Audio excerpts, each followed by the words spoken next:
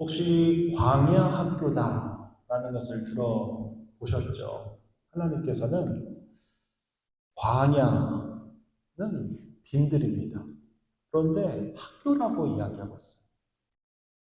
빈들이기 때문에 아무것도 없는데 왜 광야가 학교라고 할까요?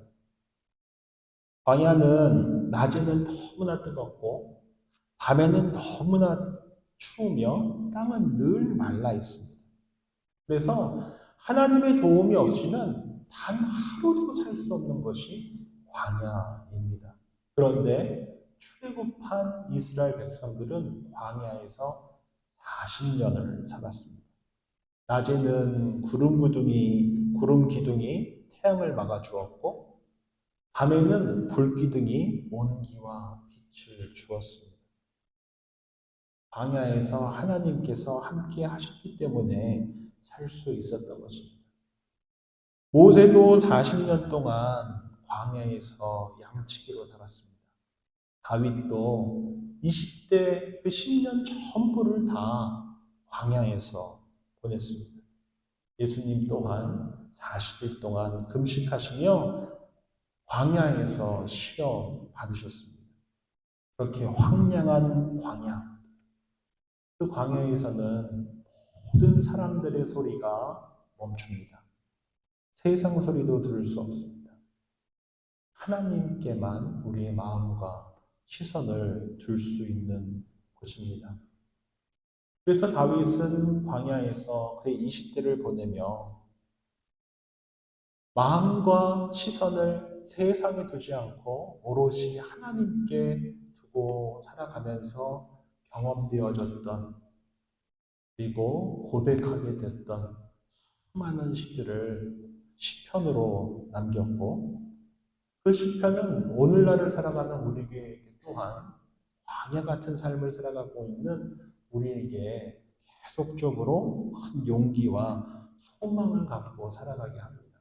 반면 광야 학교를 졸업하지 못했던 이스라엘 초대왕 사울은 하나님만 의지하는 것을 배우지 못했습니다. 그래서 사람을 의지했고, 하나님의 음성보다 사람의 말에 더 귀 기울여 하나님께서 기뻐하는 삶을 살아가지 못했던 것입니다. 그렇다면 왜 하나님께서는 이처럼 하나님의 사람들로 하여금 광야를 걷게 하시는가? 왜 하나님께서는 이처럼 가고 싶지 않은 맨땅인 빈들인 그 광야의 길을 우리로 하여금 걷게 하시는 것일까요? 신명기 8장 2절 말씀 제가 읽어드립니다. 내 하나님 여호와께서 이 40년 동안에 내게 광야 길을 걷게 하신 것을 기억하라. 이는 너를 낮추시며 너를 시험하사 내 마음이 어떠한지 그 명령을 지키는지 지키지 않는지 알려 하시니라 하셨습니다. 광야의 시간 속에서 하나님께서는 우리를 낮추신다 하셨습니다. 그리고 하나님만 의지하는지 그렇지 않는지 보고자 하신다고 하셨습니다. 바로 우리가 낮아지는 곳, 그리고 하나님만 바라보게 하는 곳이 바로 광야입니다. 1868년에 평양에서 태어난 이기풍이라고 하는 탁월한 싸움꾼이 있었습니다. 그는 조선에 들어온 선교사들을 너무나 싫어해서 장터에서 선교하고 있었던 마포 사무엘 선교사를 돌로 쳐서 턱을 다치게 했습니다. 그랬던 그에게 마치 사도 바울을 우리 주님께서 부르셨던 것처럼 꿈속에서 그에게 나타나 주셨습니다. 그리고 이렇게 말씀하셨습니다. 기풍아, 기풍아, 왜 나를 핍박하느냐? 너는 나의 증인이 될 것이다. 라는 주님의 음성을 들었습니다. 전쟁으로 인하여서 이제 원산으로 이주를 했는데, 그곳에서 선교하고 계셨던 수완 선교사님을 만나게 됐고, 그 선교사님을 볼 때마다 자신이 돌로 쳤던 사무엘 선교사님이 그렇게 생각이 나서 죄책감 속에서 살았었다고 합니다.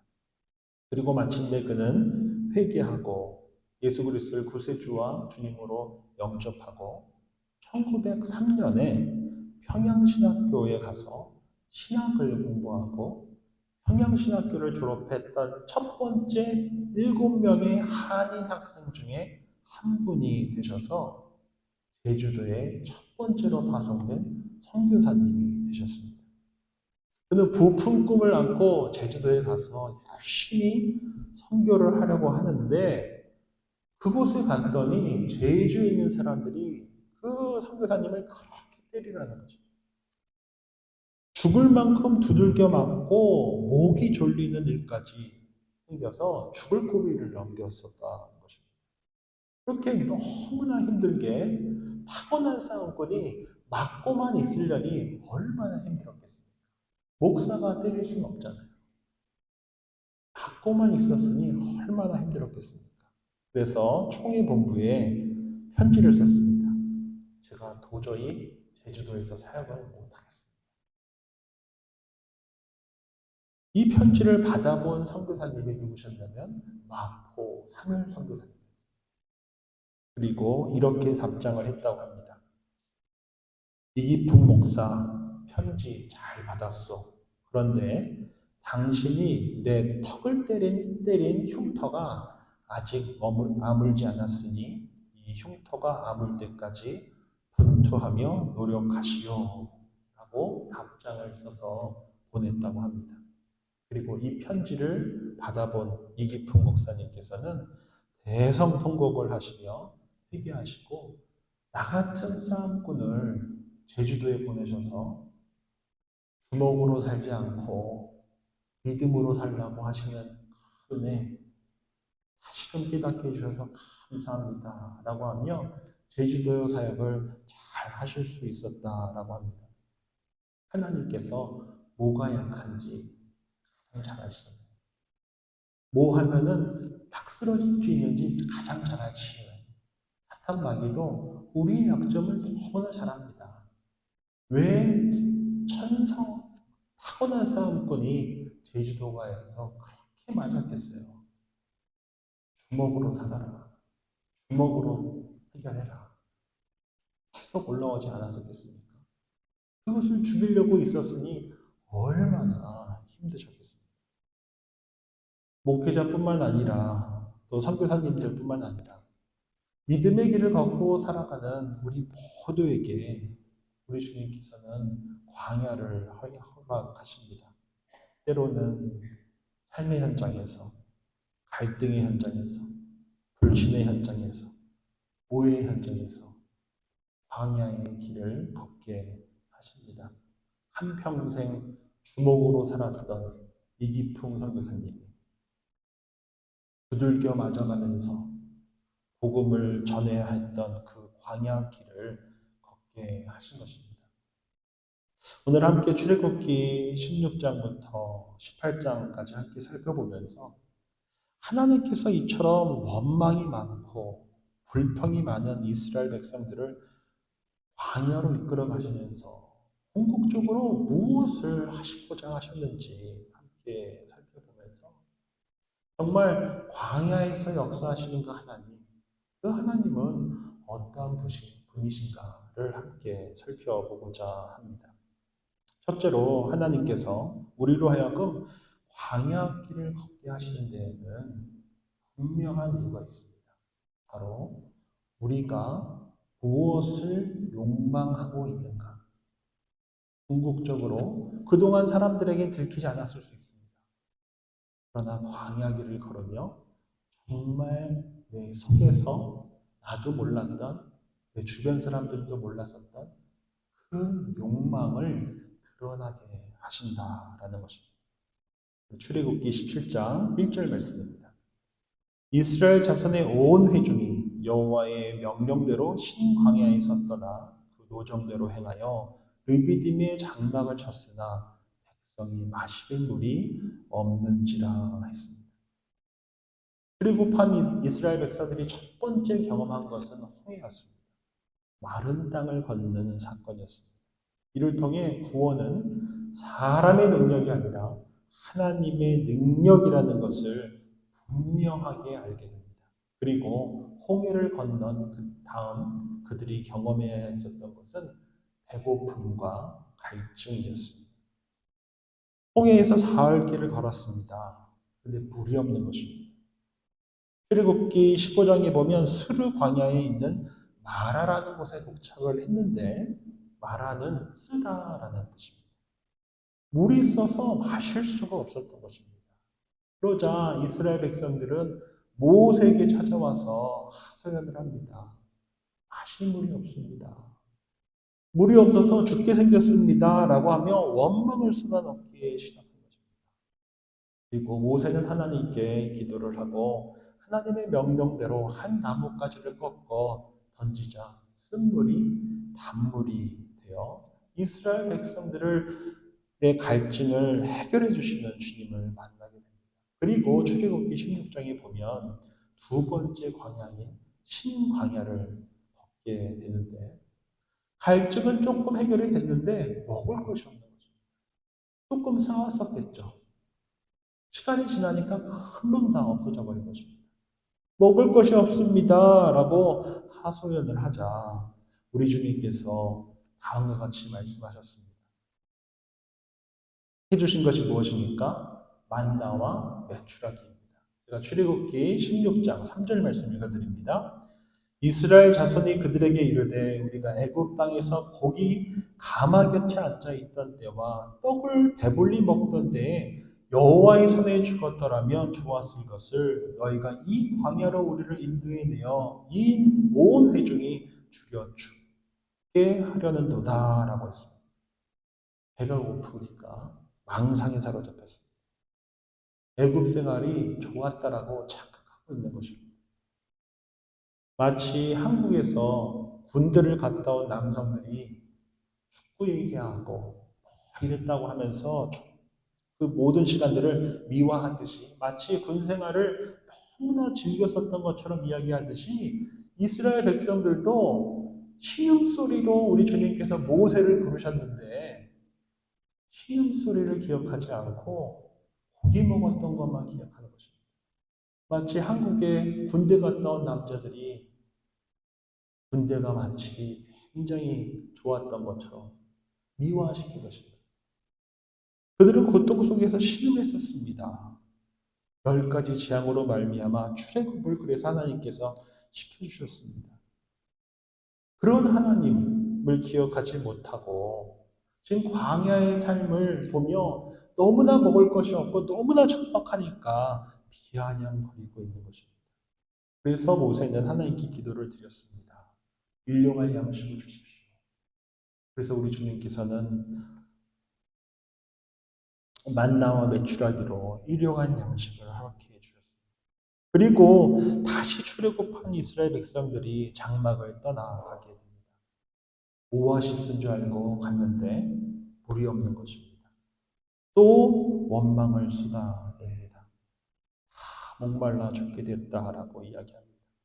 심지어 이제는 모세에게 돌까지 던지려고 합니다. 그들은 홍해를 경험했지만 쓴물이 단물이 되는 것을 경험했지만 만나와 메추라기를 경험했지만 여전히 두려웠습니다. 눈에 보이는 광야가 아무것도 없는 맨 땅이었기 때문에 빈들이었기 때문에 두려웠던 것입니다. 진짜 살 수 있을까? 갈 수 있을까? 애굽에 있는 게 더 나은 게 아니었을까? 무엇입니까? 하나님을 신뢰하지 못했던 것입니다. 홍해를 가르신 하나님을 신뢰하지 못한 것입니다. 만나와 메추라기를 허락해 주신 주님을 신뢰하지 못한 것입니다. 쓴물을 단물로 만드신 하나님을 신뢰하지 못한 것입니다. 오히려 눈에 보이는 만질 수 있는 애굽이 더 안전하다라고 여겼던 것입니다. 그들이 욕망하는 것은 거룩한 하나님의 백성이 되는 것이 아니라 먹고 사는 것이 보장이 되고 사람들에게 잘 보이고 인정받고 싶은 그 욕구가 드러나는 것입니다. 그들은 믿음의 삶, faithful한 삶이 아니라 successful한 삶을 살아보고자 했던 것이 드러난 것입니다. 그것이 바로 광야입니다. 칼빈 신학교에 제임스 스미스라는 교수가 쓴 하나님 나라를 욕망하라라는 책이 있습니다. 그 책에 보면 이런 내용이 있습니다. 우리가 욕망하는 것이 곧 우리이며 우리가 예배하는 것이 곧 우리이다라고 했습니다. 우리는 우리가 욕망하는 것을 예배하게 되어 있다는 거죠. 우리가 욕망하는 것을 담게 되어 있다라고 합니다. 왜 에덴 동산에서 아담과 하와가 쫓겨났습니까? 사탄 마귀의 유혹으로 말미암아 하나님같이 되고자 했기 때문입니다. 하나님처럼 되는 것을 욕망했던 것입니다. 자신 안에 있었던 탐심, 탐하고 싶은 대로 살고자 했던 것입니다. 하나님께서 허락하셨던 이 자유의지를 갖고 하나님의 자리를 욕망했었던 것입니다. 순종이 아니라 불순종을 욕망했었던 것입니다. 그 결과 에덴 동산에서 쫓겨날 수밖에 없었습니다. 우리 예수님께서도 광야에서 시험을 받으셨습니다. 사탄 마귀가 유혹했습니다. 돌이 떡이 되게 하라. 먹고 사는 것이 먼저지. 너가 한번 해결해 봐라. 라고 이야기합니다. 성전 꼭대기에서 떨어져 봐라. 라고 이야기합니다. 하나님께서 너를 살려주시는지 안 살려주시는지 한번 시험해 봐라 한 것입니다. 그러자 우리 주님은 하나님을 시험치 말라 하셨습니다. 그리고 사탄 마귀가 나를 경배해라. 그러면 천하 만국이 너를 경배하게 할 것이다. 라고 하자 우리 주님께서는 하나님 한 분만 섬길 것이다 라고 단호하게 말씀하셨습니다. 성경은 이 세 가지 시험을 육신의 정욕, 안목의 정욕, 이생의 자랑이라고 정의합니다. 예수님은 아담과 하와 같지 않으셨습니다. 왜 그랬습니까? 예수님은 하나님의 나라, 하나님만을 욕망했기 때문입니다. 하나님만을 예배했기 때문입니다. 사탄 마귀는 유혹했지만 예수님은 넘어지지 않으셨습니다. 광야에서 나온 이스라엘 백성들은 지금 무엇을 욕망하고 있는지가 드러났습니다.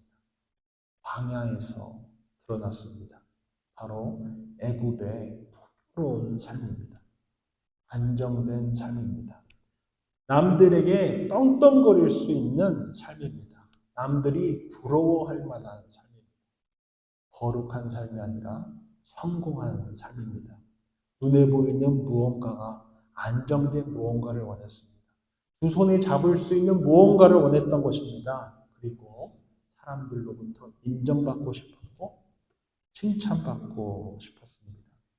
왜 하나님께서 이스라엘 백성들을 광야로 이끌어 나오셨겠습니까? 바로 하나님의 백성이 마땅히 욕망해야 할 그것을 욕망하지 않고 애굽의 것들을 욕망하고 있는 하나님의 백성들임을 드러나게 하시기 위함이었던 것입니다. 그리고 하나님의 백성이라면 무엇을 욕망해야 하는지 알려주시고자 하셨던 것입니다. 우리 마음 가운데 원망이 생기고 우리 마음 가운데 남탓하게 되고 갑작스럽게 분노에 휩싸일 때 마치 광야에 있는 이스라엘 백성들처럼 모세를 원망하고 하나님을 원망하며 남탓하며 분노에 휩싸일 때 우리 스스로에게 물으셔야 합니다. 특별히 기도의 자리로 나오셔야 합니다. 말씀의 자리로 나오셔서 말씀의 거울로 나 스스로를 바라보셔야 합니다. 지금 나는 무엇을 욕망하고 있는가? 나는 지금 무엇을 욕망하고 있기 때문에 이렇게 원망하고 싶은 마음이 들고 남 탓을 하게 되고 분노에 휩싸이고 있는가 물으셔야 합니다. 사탄은 지금 나를 어떻게 넘어뜨리려고 하는가? 사탄은 우리 귀한 교회 공동체를 어떻게 넘어뜨리려고 하는가? 무엇을 욕망하는가? 우리 공동체는 무엇을 욕망하길래 이렇게 원망하고 남 탓하고 분노에 휩싸이는가? 나는 지금 무엇을 욕망하고 있길래 이렇게 원망하고 남 탓하고 분노에 휩싸이고 있는가 물으셔야 합니다. 기도의 자리에서, 말씀의 자리에서 물으셔야 합니다. 왜냐하면 우리가 욕망하는 것을 우리가 예비하기 때문입니다. 우리가 욕망하는 것을 우리가 담고자 하기 때문입니다. 예수님은 하나님과 하나님의 나라를 욕망했습니다. 그렇기에 하나님의 나라를 사셨습니다. 우리 개인의 삶 속에서 정말 진지하게 한번 물어보십시다. 나는 무엇을 욕망하고 있는가? 우리 귀한 공동체는 무엇을 욕망하고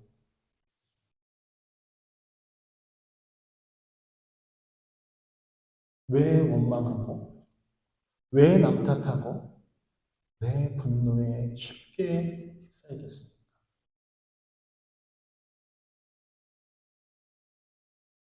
욕망해야 할 것을 욕망하지 않고 욕망하지 말아야 할 것을 욕망하기 때문 아니겠습니까? 하나님의 백성이 욕망해야 할 약속의 땅이 아니라 세상 사람들이 욕망하고 살아가는 애굽을 욕망하고 있기 때문 아니겠습니까? 이러할 때 우리 스스로에게 정직하게 물으시고 하나님 앞에 우리가 정말 잘못된 것을 욕망하고 있다는 것을 정직하게 고백하셔야 됩니다. 그 자리가 기도의 자리고 그 자리가 말씀의 자리입니다. 광야의 시간을 지나며 우리 하나님께서는 잘못된 것을 욕망하고 있는 우리를 드러나게 하십니다. 그렇지 않으면 나도 모르게 우리는 너무나 쉽게 사탄의 밥이 되고 사탄에게 시험당하며 잘못된 것을 욕망하고 있는지도 모르고 살아가는 어리석은 인생을 살아갈 수도 있기 때문인 것입니다. 둘째로 우리가 하나 더 살펴볼 것은 광야 학교를 우리 주님께서 우리에게 허락하신 이유는 그럼에도 불구하고 그 의심의 자리에서 아무것도 안 보이는 빈들 광야에서 의심 속에 있는 우리를 그럼에도 불구하고 여전히 긍휼의 눈으로 바라보고 계시는 주님을 만나게 하시기 원하기 때문인 것입니다. 우리 출애굽기 17장 6절 말씀 제가 읽어드립니다. 내가 호렙산에 있는 그 반석 위 거기서 내 앞에 서리니 너는 그 반석을 치라. 그곳에서 물이 나오리니 백성이 마시리라. 모세가 이스라엘 장로들의 목전에서 그대로 행하니라 했습니다. 모세는 광야 학교에서 훈련을 받고 있는 이스라엘 백성들의 분노와 원망으로 인해 당혹스러움 가운데 있었을 것입니다. 그래서 그는 할 수 있는 것이 기도밖에 없었습니다.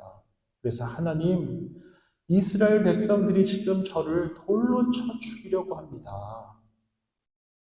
라고 기도했습니다. 마라는 쓴 곳이니까 기대하지 않았었습니다. 근데 이 신강에 온 이 르비딤은 회복, 안식, 시원케 하다라는 이름을 가진 오아시스인데 물이 없으니 얼마나 이스라엘 백성들이 실망을 했겠습니까? 기대하고 왔는데 없는 것입니다. 만나와 메추라기는 주시는데 마실 물이 없는 것입니다. 그래서 실망한 그들이 돌을 들고 모세에게 쫓아온 것입니다. 그러자 하나님께서는 모세에게 말씀하십니다. 지팡이를 들고 나가라. 그리고 호렙산에 있는 한 반석을 치라. 그리하면 온 백성이 물을 마시게 될 것이다. 라고 하셨습니다.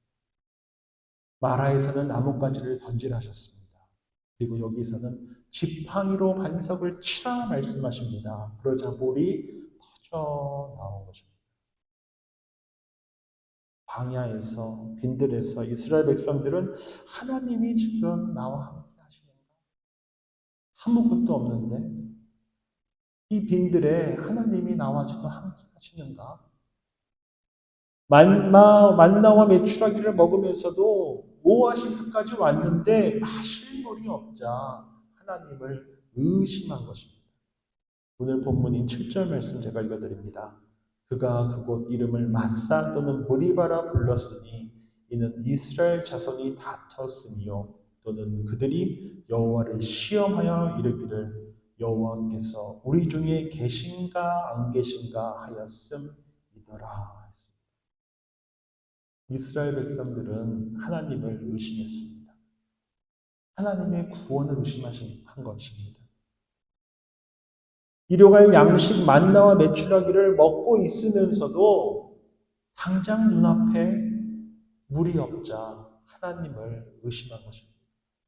나의 갈증을 해결해 주시지 못하시자 의심한 것입니다.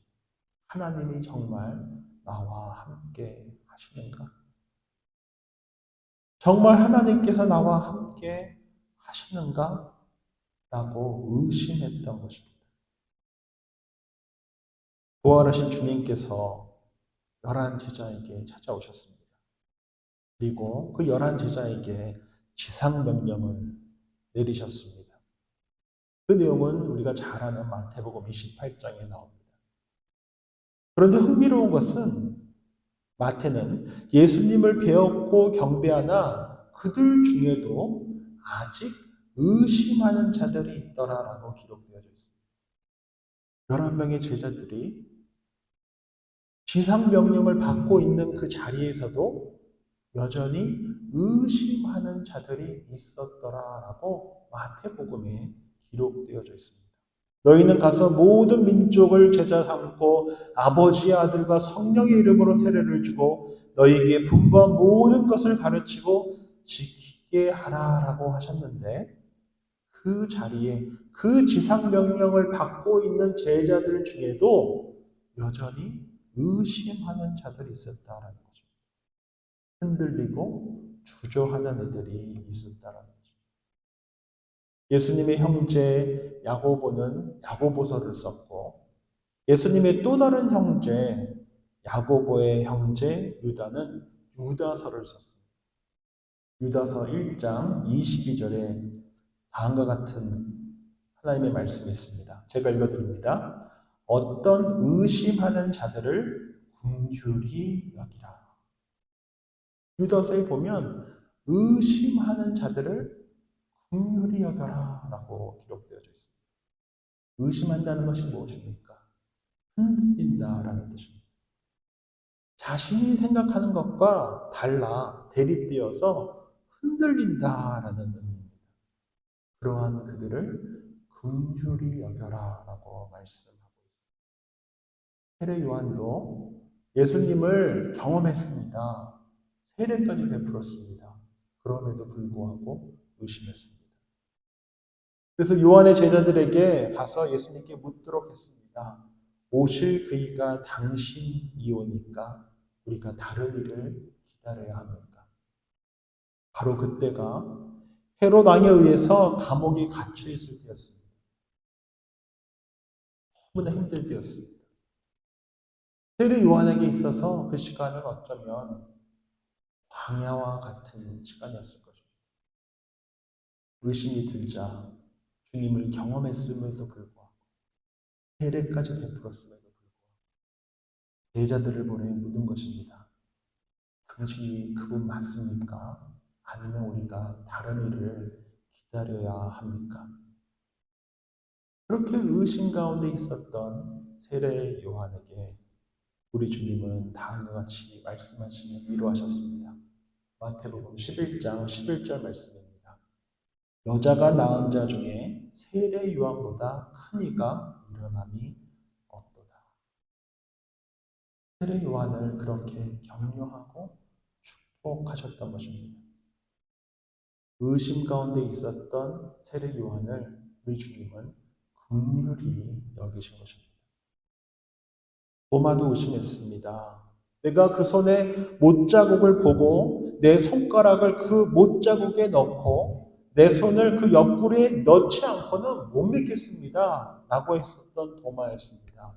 그랬던 도마에게 우리 주님이 찾아가 주셔서 만지게 해주셨습니다. 그리고는 믿음 없는 자가 되지 말고 믿는 자가 되라 라고 말씀하셨습니다. 이 만남을 통해 그는 성경에서 가장 위대한 신앙 고백을 남기게 됩니다. 요한복음 20장 28절입니다. 나의 주님이시요 나의 하나님이시니이다. 우리 주님은 의심하는 자를 긍휼히 여기십니다. 그리고 꼭 필요한 방법으로 그에게 꼭 필요한 방법으로 찾아가 주셔서 아름다운 고백을 하게 하십니다. 우리 주님은 한 번 사랑하기로 결정하신 그를 끝까지 사랑하시는 분이십니다. 의심하는 자들까지도 긍휼의 눈으로 바라보시며 품으시는 분이 우리 주님이십니다. 의심은 어쩌면 하나님을 더욱더 깊이 만나고자 하는 열망이며 의심은 어쩌면 하나님께 더욱더 깊이 나아가는 통로일 수도 있다라는 것입니다. 오늘은 출애굽기 16장부터 18장까지의 말씀을 함께 살펴봤습니다. 오늘 주신 말씀 기억하면서 우리 개인의 삶 속에서 우리 귀한 믿음의 공동체 베리아인 장로교회가 걸어온 이 빈들과 같은 광야와 같은 시간들 속에서 우리 하나님께서 우리에게 드러나게 하시는 것이 무엇이었는가? 정직하게 하나님 앞에서 물을 수 있기를 바랍니다. 그것이 시작이 되어야 합니다. 잘못된 것을 욕망하고 있었다라면 돌이켜야 합니다. 그것이 회개의 시작입니다. 새로운 길의 시작입니다. 잘못된 것을 욕망했다면 돌이켜서 하나님께서 기뻐하시는 것들을 욕망하고 하나님만을 욕망하고 하나님의 말씀만을 욕망하고 담고자 해야 합니다. 그 길이 바로 광야가 우리에게 허락하신 이유이기 때문입니다. 또 하나 우리가 기억해야 할 것은 믿음의 길을 걸어가면서 하나님의 말씀과 사랑에 의심이 생길 때 그럼에도 불구하고 여전히 우리의 손을 잡아주시고 긍휼의 눈으로 바라보시는 주님을 만날 수 있기를 바랍니다. 그 길 가운데 생각지도 못한 방식으로 우리 삶 가운데 찾아오시고 우리 공동체 가운데 찾아오셔서 세계를 여시는 그 주님을 깊이 만나게 될 것입니다. 그리고 우리 귀한 공동체 가운데 의심 속에서 믿음이 자라지 못하고 있는 이들이 있다면 손을 잡아줄 수 있기를 바랍니다. 긍휼의 눈으로 바라볼 수 있기를 바랍니다. 오히려 그러할 때 격려할 수 있기를 바랍니다. 주님께서 새로운 일들을 행하실 것들을 기대할 수 있는 우리가 될 수 있기를 바랍니다. 그렇게 성숙하고 성장하는 교회, 깊은 우물이 되는 교회, 그런 베리하는 장로교회가 되기를 주의 이름으로 축원드립니다. 기도하겠습니다. 좋으신 주님 감사합니다. 오늘 주신 말씀 기억하면서 우리 모두 하나님만 욕망하게 해 주십시오. 하나님만을 예배하게 해 주십시오. 그리하여 우리가 살아가면서 때로 원망이 쌓이고 남 탓하고 분노에 휩싸일 때 말씀과 기도의 자리를 찾는 우리들 되게 해 주십시오. 주님처럼 말씀과 기도로 사탄 마귀의 유혹을 이기는 우리들 되게 해 주십시오. 그렇게 믿음의 공동체로 세워져가는 베리하는 장로교회 되게 해 주십시오. 뿐만 아니라 광야 같은 삶을 살아가며 하나님의 사랑과 말씀에 의심이 생길 때 그럼에도 불구하고 여전히 우리의 손을 잡아주시고 긍휼히 여겨주시는 주님을 만나게 해주십시오. 그리하여 의심의 자리에만 머물러 있는 것이 아니라 확신의 자리에 이끌어 가시는 주님을 깊이 만나는 우리 모두 되게 하여 주시옵소서. 한 번 사랑하시면 끝까지 사랑하시는 예수님의 이름으로 기도드립니다. 아멘.